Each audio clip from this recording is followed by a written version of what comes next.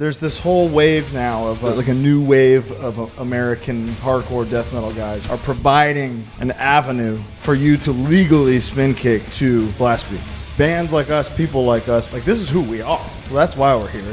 We don't have anything else. We don't want anything else. Hardcore is for the kids, by the kids. Go from the pit to the stage. That's what it's all about. My name is Colin. This is Deadbody. Taylor, I play guitar and sing in Deadbody. Deadbody. Deadbody. One word.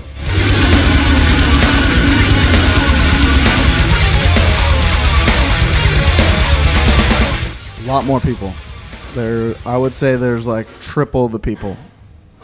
For example, I think that there was like a sold out Fresno Sanguisugabog show the same night as Sound and Fury, which is that's insane. super impressive. That's unheard of. Obviously, Sanguisugabog not fully a hardcore band, but hardcore people enjoy them, and I think the crowds merge.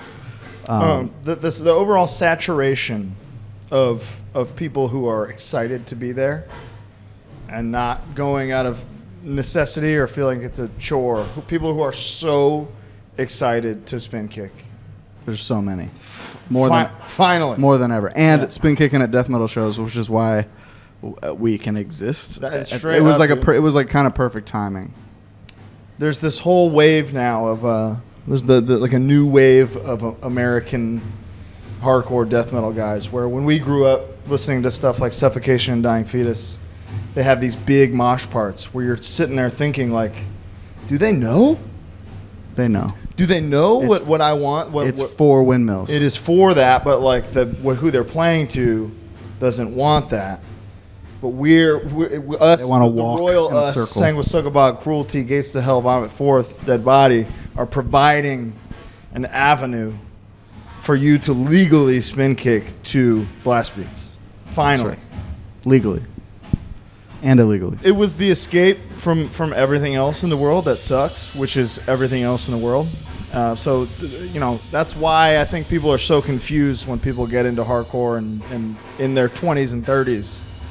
Because it's like, what did you have in your earlier What were you life? doing before? What were you doing before where this, like, to bands like us, people like us, bands like Cruelty, Sanguisugabog, Vomit Forth, and Gates to Hell, this is who we are. Well, that's why we're here. We don't have anything else. We don't want anything else. So it's a community. It's an understanding. It's an unwritten code of ethics. But also the riffs are dope. Riffs are fucking dope, dude. And then that's what people in their 20s and 30s hear a good riff and they go, "Oh shit, that was what dope. is that?" Yeah.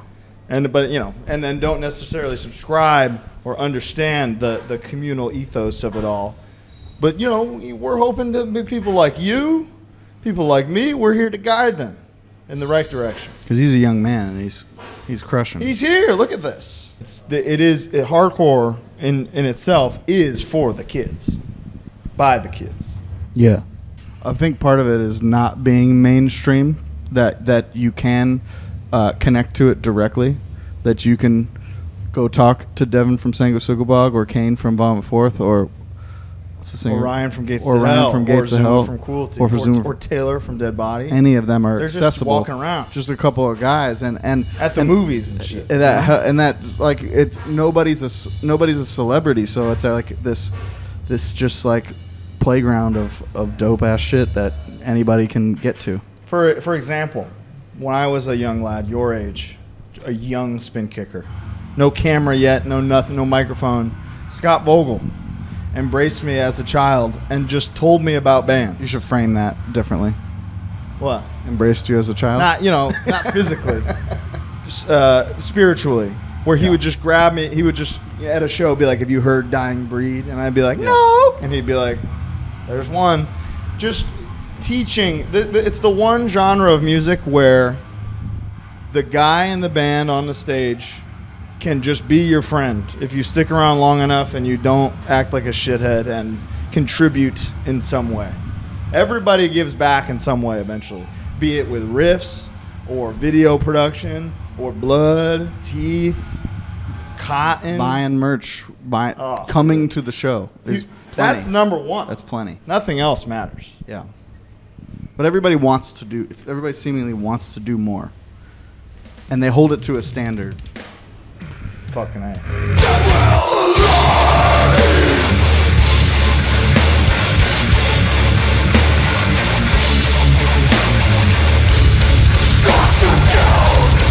No, and I still don't look at it like that. I mean, I'm just had to do so many things the hard way that I can kind of give shortcuts, but I wouldn't call it mentoring really. Just just like, hey, if you do this, you're gonna shave a year off of the work you have to do. Things like that. There should never be the system in place where it's like my life sucks, so yours should too. No, it's fucked. Because everything's so streamlined now that it's good. We should use that. But what was the question? It's just so not ever the goal. And in my mind, I'm still the youngest person in the room, anywhere I am, which is sad. Now you're the oldest. Now I'm the old fucker. No, I'm the oldest. Now you're the oldest. Yeah. Goddamn right. But yeah. so I kind of walk with my head down and just do my thing. And if somebody tells me something nice, it means a lot. And if anybody ever asks me anything like, hey, what do you think? What should I do here? I'll give you my honest answer. And I don't know. I don't know what I'm doing. None of us know what we're doing. Still learning. Everybody's always learning. That's a good question. All by accident. Don't do it on purpose. Basically, it was just kind of like bands I would work with recording and then or mixing. And they just need help with labels, or need help with the tour. And then No Mas was the first one. They were like, can you just manage us? And I was like, I guess. And then it worked from there. And then it was Ingrown after that and Cruelty after that. Cruelty and we have a different, it's not like a real management deal. It's more like I just help them with stuff and they occasionally pay me a little bit. But it's like, I really just want to see a band from Japan succeed in the U.S. That's my main goal. Ingrown is just like best group of dudes. They're so easy. They're such a good band. So it was all natural. If anyone asked me how should I get into managing, I would say don't. Fuck off. Don't do that. Do something. Go play in a band. Yeah. Do a zine. Do videos. Those are all cooler things. It's very, very rare for a band from anywhere outside the U.S. to break in the U.S. and two, especially from Japan. It's very, very rare. Obviously, Japan makes some of the greatest hardcore, but not. It took almost 20 years for those bands to start coming here. The only punk music with an actual message is from Japan. Yeah. The only punk music with a real actual thing to say. War is bad. War is bad. We can tell you why.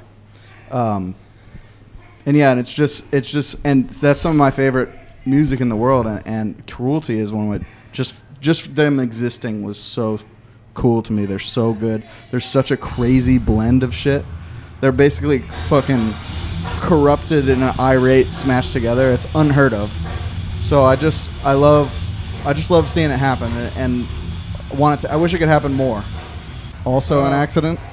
Yeah, never. It's a complete accident. Everything that it is now was never the goal for what it is. It was literally just like Jay Weinberg from Slipknot being like, hey, do you want some kind of show to talk about music and touring? That was it. And Bo and I would talk pretty frequently when he was doing like Twitch streaming and stuff, just about the technical aspect of what it entails. And we had such a good time when we were doing that privately that it was kind of like a Seinfeld type, like, what if this was the show? What if this? And it was just like, what, this? And now that's pretty much what it is, but accidentally became this thing where we can promote bands we like and talk to musicians that we've grown up listening to and been inspired by. And now kind of with the transition into a label was like a complete accident. But is we liked a record that he did so much from our buddies Cosmic Joke that it was like, what if we put it out? So that's cool. That's kind of that. I like that. It's so crazy what it was and what it is in like a year and a half. So who knows? We'll see from here. We're excited. I don't know that I have yet. If I think about it that way, my head will be so far up my own ass. So I every Thursday when an episode goes up, I prepare for it to be the worst one ever and nobody to care, which I think helps with just dealing with it. Keeps you motivated. Keeps me motivated, and I just like, I work so fucking hard on it and care so much about it that, I don't know, I just hope that comes through when people watch it or listen to it. I don't consider them interviews, and maybe that's why. I don't consider us journalists in any form. Just chat. It's just guys and gals and anyone in Whomst between. ever. Chat. Talk and shop. It is anti-journalism to me. I think the only criteria is just that we like it. We don't want to be inauthentic. The criteria is that we like it and that we think you're cool, and that's really it. Somewhat hardcore. Yeah, 100%. Some kind of. It doesn't need to be musically Or metal. Yeah, no. Yeah. Just subscribe to the ethos that we, and like if we can see that you live it, you're in, dude. But again, not a thing that we like actively think about. It's not like, who do we not want on? It's more just like, oh, they'd be good. Let's talk to them. Yeah. Positive. Yeah, it's we don't exist to shit on anything or denounce anything. Yeah, I mean, it's been a challenge, but we're kind of almost scheduling it at this point. It's like, okay, on Thursday at 9 p.m. I can be creative for about 3 hours, and then Yeah, we just played Sound and Fury, and then we're doing these 4 shows, and then God's has a show literally the week we get back, and then I go out to Europe with Apparition, and then I'm doing 2 records in between all of those, so it's writing is hard to fit in, but we're gonna try to figure that out. We do have some stuff in the can, though. Mm-hmm. Oh yeah, we do. Yeah, Which was, I don't know how we pulled couple that 2 out. tree things in the can. Split 12-inch with Tribal Gaze. Oh, Closed casket coming shit. soon. Damn, And Maggot Stomp, I Great. think both. probably. It's an honor, honestly. Like it kind of blows my mind every single time, and it's so fun to see it grow and see the crowds explode. And like now it's like it kind of used to be the early bands would have whatever sets, and now the early bands are having All day. It's crazy. fucking amazing front to back. I think Sound and Fury is the perfect example of what we were talking about earlier, of just like your growth in hardcore. And if you stick to it, like I paid for the first 5 Sound and Furies, full price, full weekend Maybe ticket. more 7. Yeah, it was the best. It was like it's the weekend I looked forward to all year, and I feel the same about it from a different perspective now. Yeah. And like that week was the busiest week I've ever had in my life. Obviously we're honored as guys to just be Anywhere near it. and involved with it in any way. And it feel because we were there right there when it started. It feels so personal to see how far the festival itself has come and how far the bands on the festival have come. Go from the pit to the stage. Get to the state. That's what it's all about.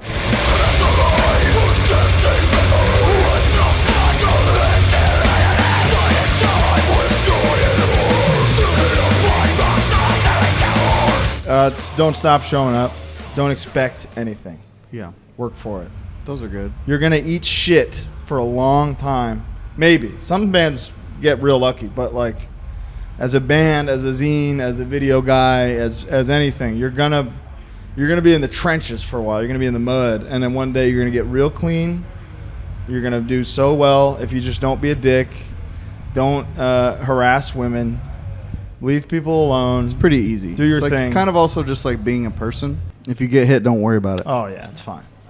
You're supposed to. Just move on. Yeah, just move on. It's all good. Hit harder. Yeah, there you go. Well, yeah.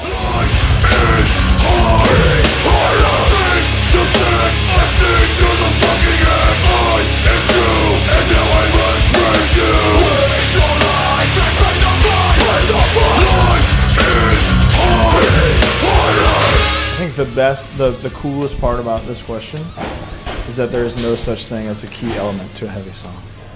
If you watch the show tonight, Sang with Sugabog, Cruelty, Vomit Forth Gates to Hell, Deadbody, you'll see that like not one single song in any band set list is the same.